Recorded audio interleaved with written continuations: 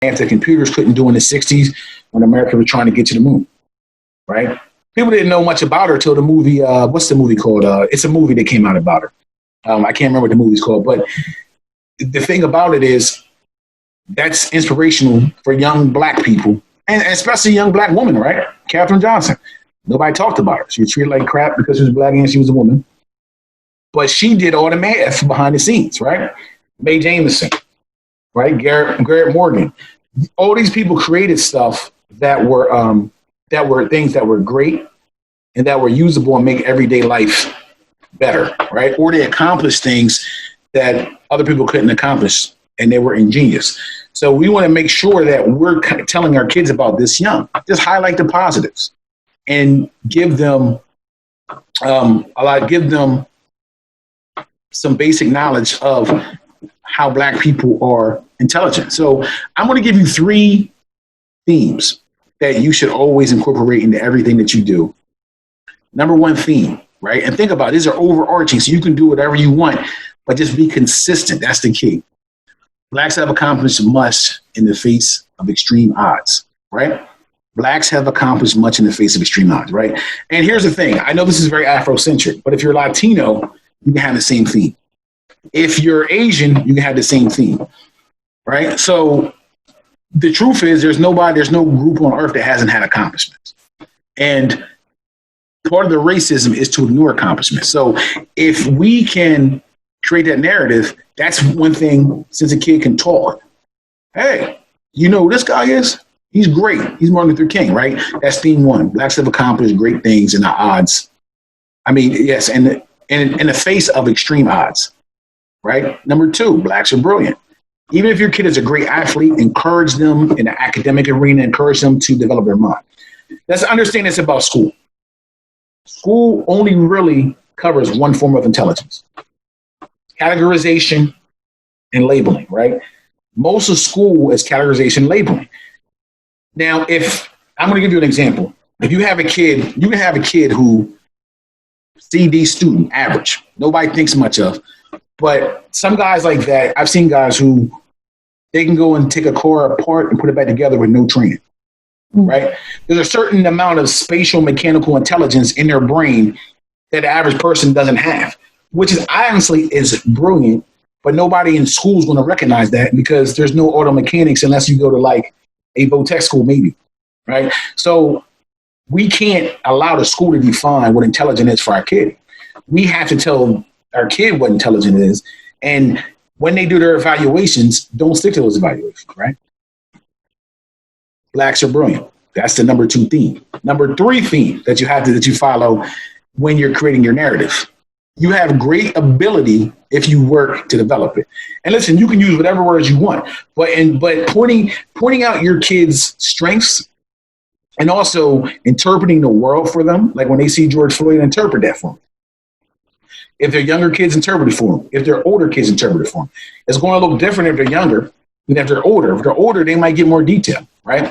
I remember growing up, I heard a lot of different stories, right? From my dad, my granddad, from different people, right?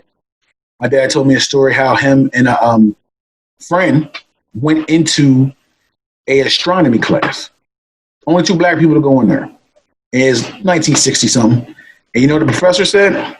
What are you 2 dreamers doing there? Wow. Go here.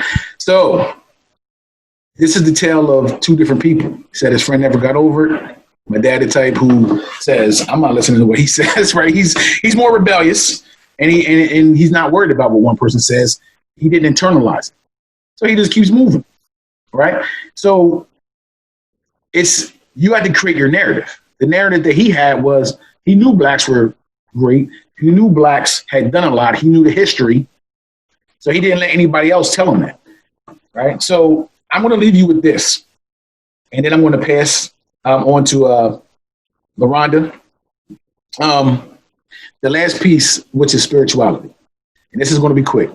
I promise. I know I talk a lot. But anyway, so spirituality, there's a lot of studies that talk about spirituality.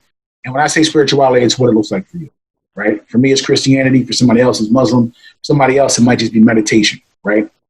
But spirituality is a source of strength. It's a source of coping. And whatever spirituality you have that's helped you, it can probably also help your child. So you need to make sure that you have those conversations, that you teach them what you do, and that you instill that in them. Now, listen, we know that they're going to get 18 and make their own decisions, but any coping mechanism that you can give them, including spirituality, is going to be important. And there's a lot of studies on that. There's a lot of studies, particularly related to Black people and how we coped with slavery, how we coped with civil rights, and all types of things. Religion and, well, spirituality was a big part of it. It was spiritual coping. So that's just something else to think about. And I'll leave you with that. I'm going to go ahead and I'm going to take a second and make my colleague the host so she can go ahead and present the rest, and then we'll talk a little bit later. It's all yours, Larhonda. Awesome. Hello, everyone. What I'm going to do is just share my screen first. So bear with me. Slideshow.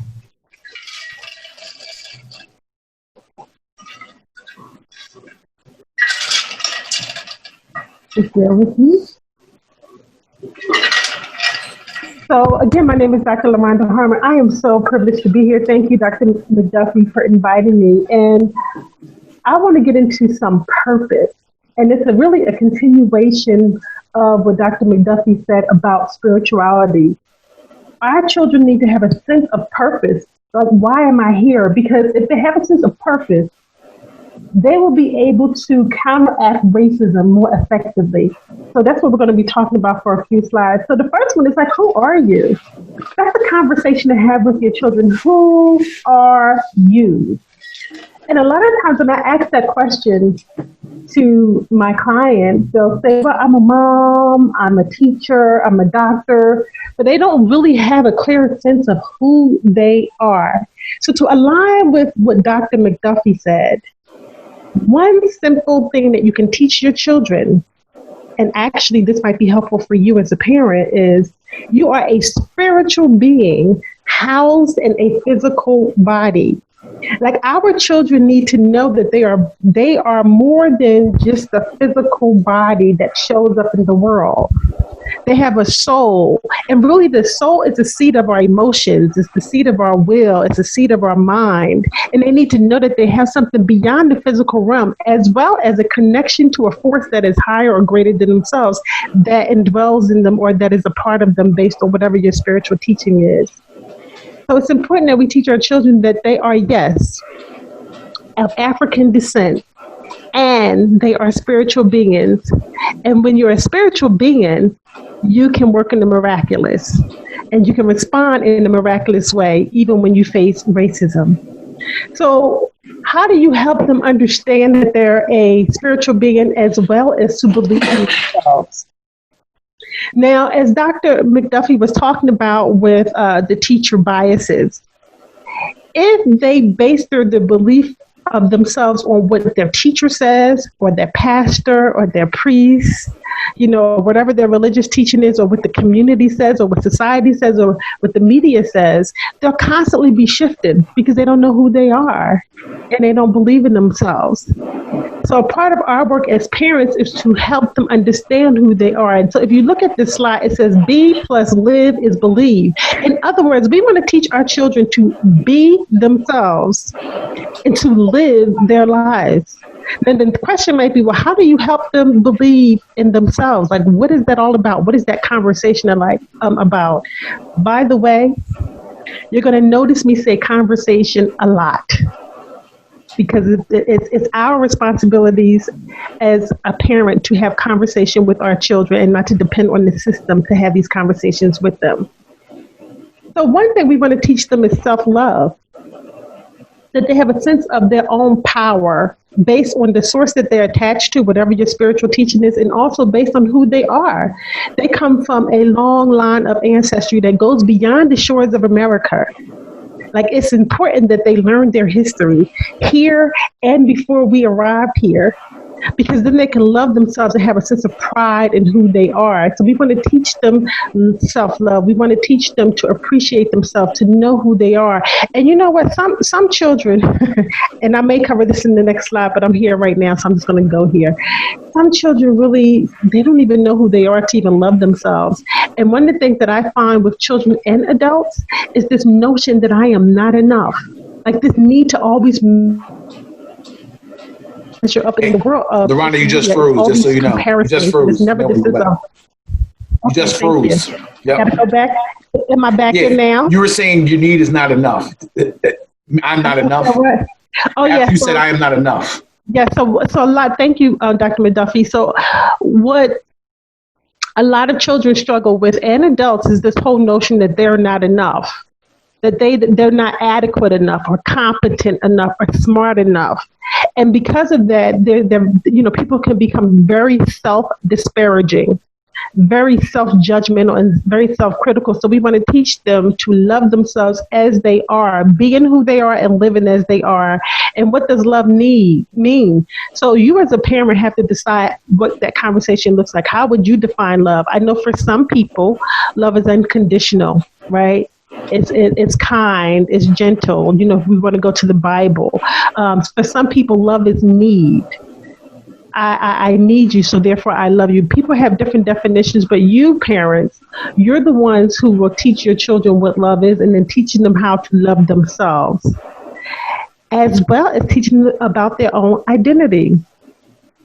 See, someone cannot call your child out of their name or use the N-word when referring to them if they truly know who they are. Spiritual beings living in a physical body, descendants of Africa, and whatever it is, whatever else you want to teach them, because it's more than Africa. We know that a lot of us have a lot of ethnicities within us because of what happened historically. But you want to be able to teach your children that and give them a sense of identity. Again, it has to come from you. It cannot come from the textbooks. I used to be a school teacher. I was a school teacher in an elementary school setting for 8 years, and then I also taught at the college level. And when I look at some of the textbooks and some of the lessons that I've seen other teachers teach to our children, it could be very discouraging. That's why it's important for parents, for us as parents, to get involved in our children's education and involved in teaching them who they are. Because we are their first teachers. We can't depend on the system to teach them who they are. We have to do that. And that is through what? Conversation. And I'll talk more about conversation in a moment. So Dr. McDuffie thought that it would be really important for me to talk about purpose. Because again, if children have a sense of purpose, they'll be able to retaliate some of the injustices that are imposed upon them based on racism, whether it's systemic racism, societal racism, internalized racism, colorism, all the things, all the challenges that they face. We want them to have a sense of purpose because they'll be able to counteract them. It's so funny. As I'm sitting here talking, my little son is trying to invade my room. Mommy's working. Sorry, guys. So how do people learn how do we teach our children purpose? Well, their why points to their purpose. Why am I here? Why was I even born? I've asked that question of myself. Many of you may have asked that question of yourselves. Why was I even born? I especially found that question asked a lot in the 20s, and I see that with 20-year-olds. It's like, what is my purpose in this world? So I'm going to help you parents to be able to have these conversations with your children about identifying their why. So this is called a trifecta. And you'll see 3 areas.